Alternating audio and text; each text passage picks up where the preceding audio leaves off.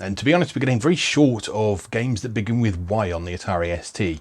There's only a couple left before we're relegated to public domain. Cat.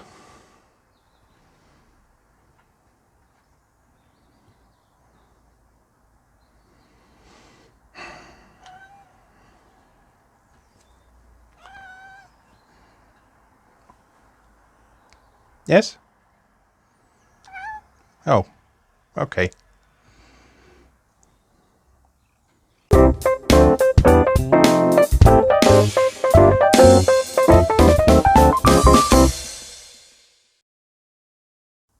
Hey everyone, this is Pete, and welcome back to Atari ST A to Z, a series of short playthroughs of Atari ST games, some which I grew up with and some which are new to me. Today is one of the latter, and my cat Patty is joining us today.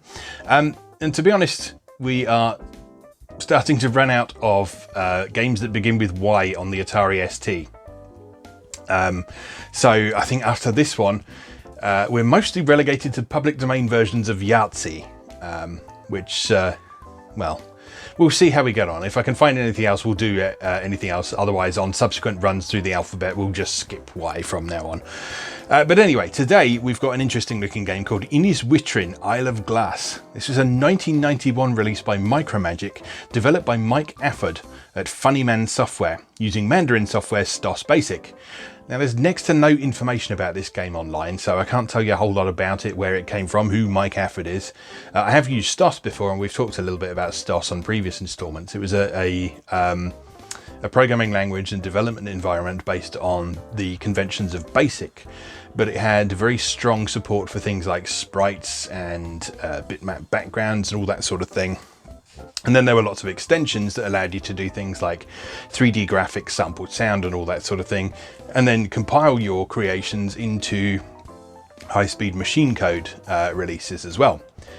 So as far as I can make out, this was a commercial release that was put together with STOS, and it seems to make use of the Maestro add-on, which allows sampled sound, and it seems to run very well as well. So it was probably compiled with the STOS compiler as well. But other than that, like I say, there's not a lot I can tell you about this game. So let's go play Ynis Witrin, Isle of Glass. Okay, here we are with Ynis Witrin, Isle of Glass. I assume that's how you pronounce it. I think it's Welsh, possibly? Something like that. Celtic. Something along those lines anyway. Anyway, here we are. This is a game that's written with STOS, exclusively distributed by Goodman Enterprises. I want to say that they were a PD library, but I'm not sure if this actually had a commercial release. A lot of STOS stuff did end up in the public domain, but then there were also some commercial releases that were done with STOS as well. Anyway, we've got story. Many centuries ago, long before the Northmen swept across this fair land in an orgy of bloodshed, the mighty King Arthur travelled to the otherworld in his ship Prydwen. Don't know if I've never known how to pronounce some of these Arthurian things, and brought back with him the 13 treasures of Britain. Each of the treasures had a great power of its own, but together they bestowed the gift of sovereignty on their owner, and so long as they were wielded by a just monarch, no harm would befall his kingdom. Indeed, for a while, Britain under Arthur prospered like never before.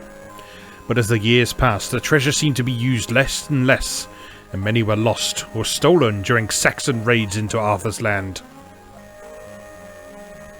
According to some, Arthur finally recovered the missing treasures after the momentous Battle of Mount Haddon? Can't quite read that. Too many pixels.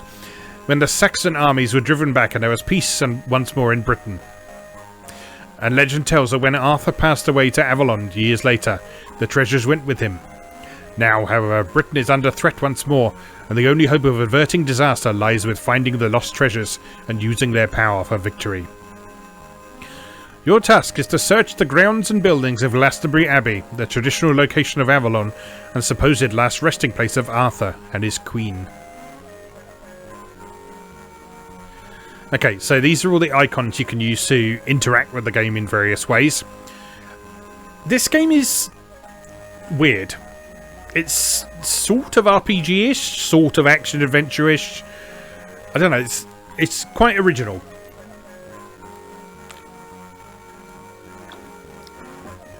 Excuse me. Throat getting a bit dry after all that reading. And then these are all the things you can find. So the weapons to pick up, books to read, potions to drink, and the 13 treasures of Britain to find. And we play Beric up at the top. And then down at the bottom there, those are mostly enemies, I think, who are trying to stop you find things. Now, it asks you to insert disc 2 and press any key. There is no disc 2, so you just press any key.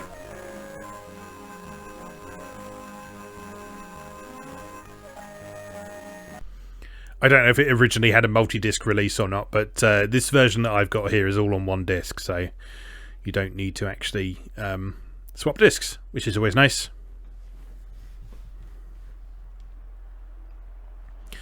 Now, like I say, I don't know a ton about this game, its origins, or indeed how to play it very well.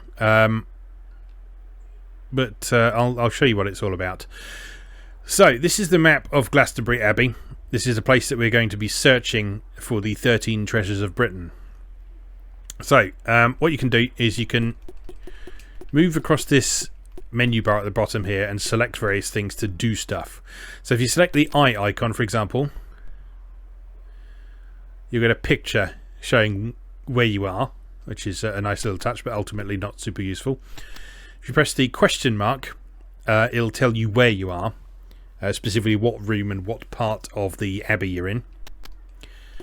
If you press the sword here, you can select a weapon, but you see all of them say lost at the minute, which means we can't actually equip any of them. But it shows you all of the available weapons, you just can't equip them until you find one. And if you press the magnifying glass here, it will take a moment and then it will zoom in to the room you're in, allowing you to collect objects, and then once you move out of that room, it will update your position on the map. Now, we found a shuriken in there, so we can now select our weapons. You see it says found underneath that there, so we've now got an oriental throwing star. So what we can do at this point is again, we can hit the magnifying glass to take a close look. And we can now press fire to throw shuriken and actually attack enemies. But most of them seem to take multiple hits to get rid of, so I think for the most part it's more practical to just try and avoid them as much as possible.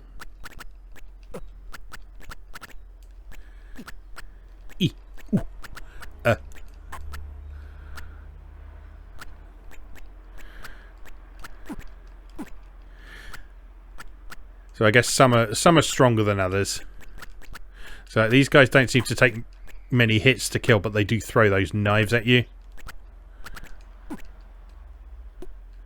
Right, I found a thing. I don't know what it is, but I found a thing regardless. I'm going to go up here because on that first screen I saw that there was a book lying around. So a bit of heavy light shining in. I'm just going to close the curtains slightly. If you just bear with me. Using natural light today just because it's a little bit nicer for my eyes more than anything. There we go. That's a bit better, isn't it? Right, so we're now up the side of that physician's house where we started. We don't have much in the way of life left. Have we found anything yet?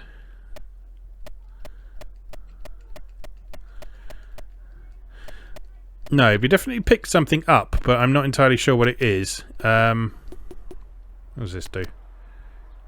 Your life rating is currently 11. Poor. Is that a kind of weapon that I found?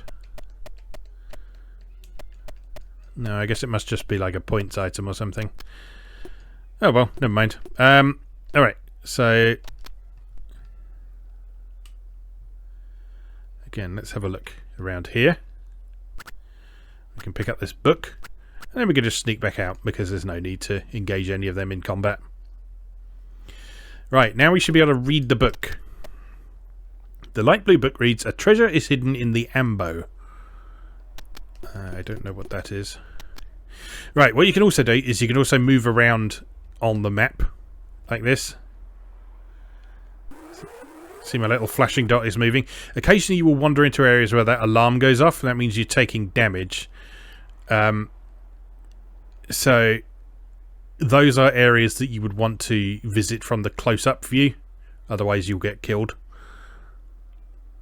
We're probably going to die anyway, but let's just wander in here and then switch to the close-up view and see what's going on down here.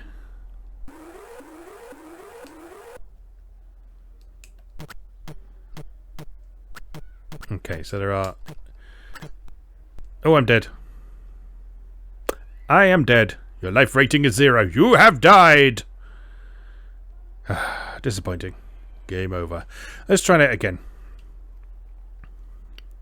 So I like the idea of this game. There's some cool stuff going on. But I get the impression it's one that you're going to have to experiment with and memorize quite a lot of things in order to be able to truly play effectively.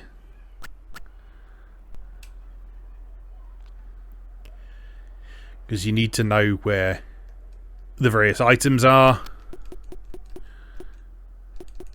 You need to know what weapons to collect. Right, there were some enemies off to the right that were trying to kill me, so let's have a look at them from the close-up view, see what happens there.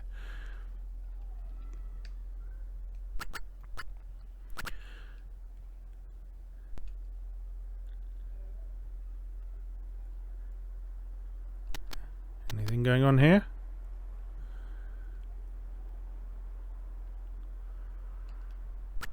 No, you found some cheese though. And a potion. Ow.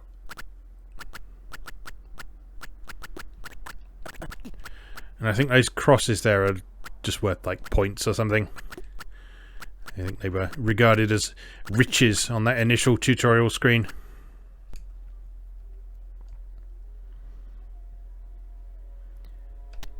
Alright, let's continue searching a bit at a time. Excuse the motorbikes outside. Are these things I can pick up? Yes. Gigantic apples. Oh, there was a weapon in there.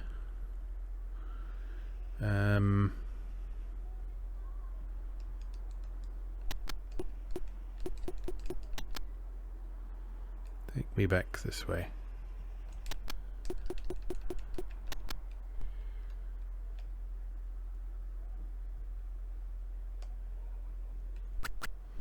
Just gotta be careful of that Templar down there. Alright, I found a thing. Don't know what the thing is, but let's find out. Like I said, I think it's a weapon.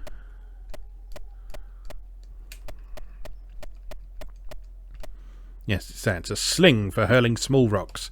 Let's give that a go. Alright, looks like we're into the main body of the abbey now.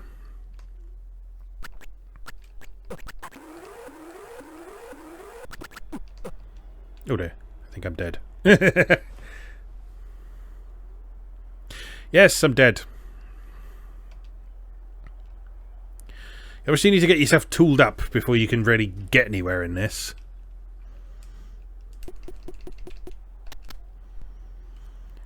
So getting that shuriken at the start is obviously a good thing to do. Because that's at least something that you can fight with.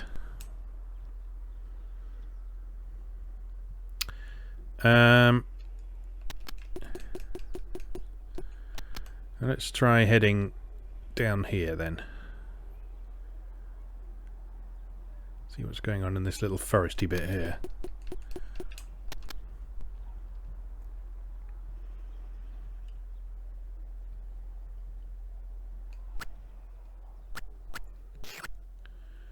There's some food. Oops. Didn't seem to be much there anyway. Aside from another apple, which you don't really need right now.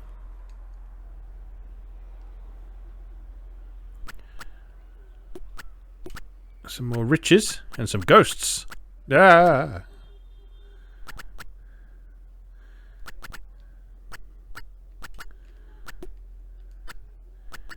Get away from me, ghost. Ow! Dagger right in the ass. Ooh! Double dagger right in the ass.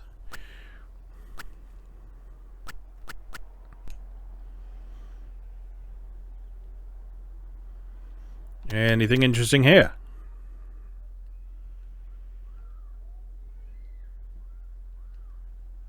There's a key. That'll be handy for something, I'm sure. Not sure what this is, but it's mine now.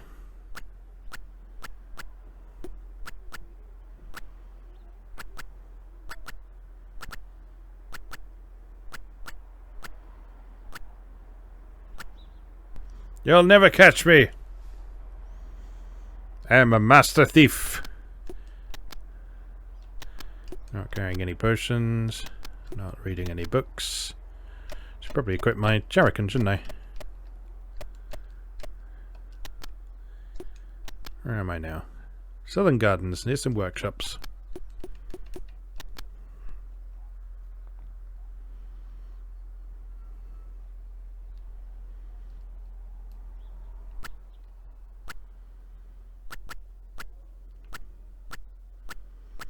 And some interesting looking stuff in here. And some ghosts. The enemies all seem to be moving on preset patterns, which makes things a little bit easier. Apart from the ghosts, which do seem to follow you to a certain degree.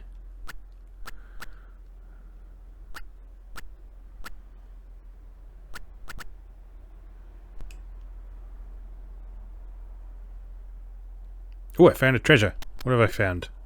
I found 2 treasures, in fact. What have we got? I've got the Chariot of Morgan the Wealthy. And the Chessboard of Gwendolau. That's what the checkerboard thing was. Okay, so they are just lying around the place. So you just gotta search, I guess. It's a treasure hunt. It's not a good place to be, is it?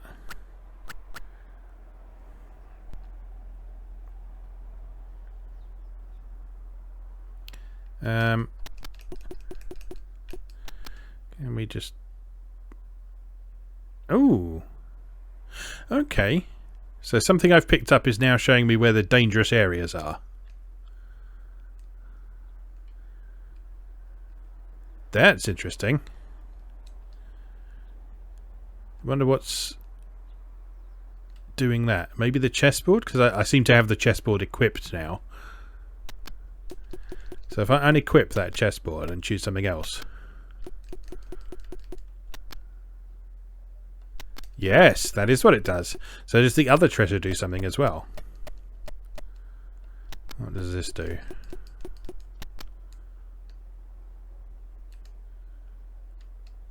Not a lot. Okay, that chessboard seems very useful though.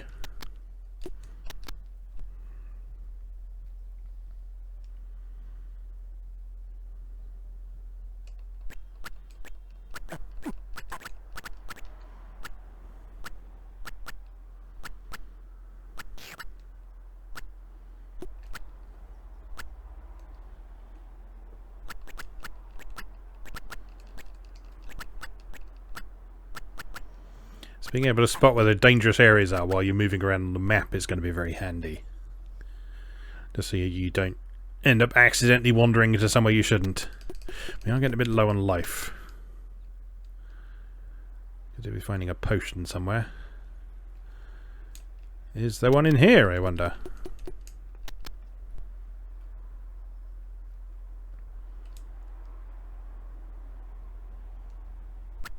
No, there is a book though. And some treasure.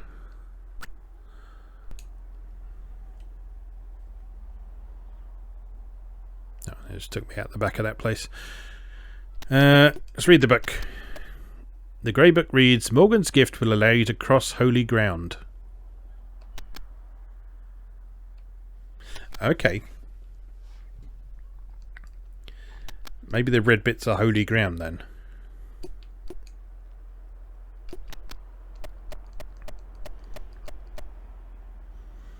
And that is Morgan's. So does that mean if I move over one of those red areas while I've got that equipped? Yes! Means I don't get hurt. Right, this game's getting really interesting now.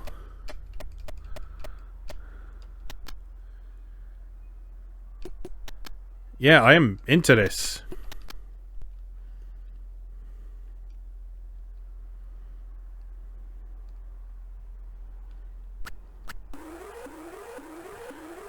I am about to die, though. Don't think we're going to be lasting much longer at this rate.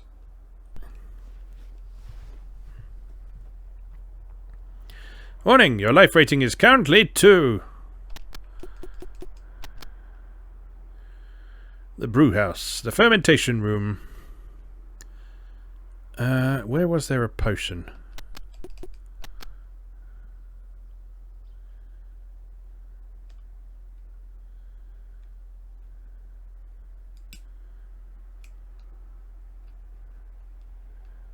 No, we can't get out that way.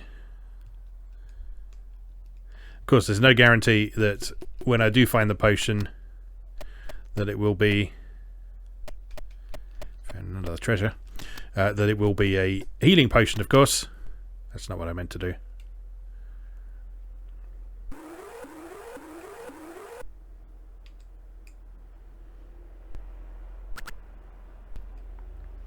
It's not what I meant to do at all.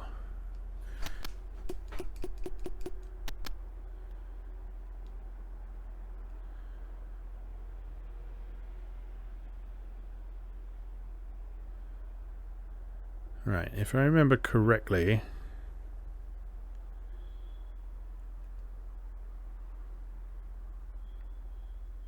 there was a potion somewhere up here. Around here, I think. So if I can nab that without taking any damage, which is a big ask, I know. There it is, over there. So I've just got to not get hit by these million... No! I knew it was going to happen before I said it. Well, no, I'm into that. That's cool. It's nice to sort of... It's looking increasingly like we're going to bid farewell to the letter Y on both this series and Atari A to Z at some point. But yeah, this was a really nice discovery. Worth checking out in a bit more detail, I think. That's a really interesting sort of take on treasure hunting. It's not really an RPG as some people have described it, but it is an interesting kind of adventure game sort of thing.